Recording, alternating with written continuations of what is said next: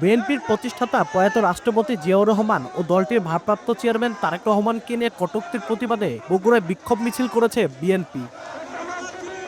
বিএনপির আতুরঘর বগুড়ায় শনিবার দুপুরে শহরের আলতাপুরনেসা খেলার মাঠ থেকে বিক্ষোভ মিছিলটি শুরু হয়। এর আগে সংক্ষিপ্ত সমাবেশ করে দলটি। সমাবেশে দেশব্যাপী আইন শৃঙ্খলা পরিস্থিতির অবনতির প্রতিবাদ জানিয়ে দ্রুত সময়ের মধ্যে অবাধ, সুষ্ঠু ও নিরপেক্ষ নির্বাচনের দাবি জানান নেতারা। এছাড়াও আগামীতে দলটির শীর্ষ নেতাদের নিয়ে কটূক্তি করা হলে দাঁত ভাঙ্গা জবাব দেওয়ার হুঁশিয়ারি দেওয়া হয়। সমাবেশ পরে বিক্ষোভ মিছিল শহরের জলশ্রীতলা ইয়াকুবিয়া মোড় হয়ে সাতমাথা প্রদক্ষিণ শেষে শহরের নবাববাড়িতে দলীয় কার্যালয়ে গিয়ে শেষ হয়।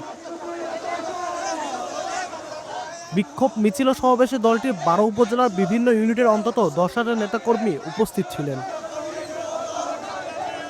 আব্দুল আউয়াল, সময় সংবাদ, বগুড়া।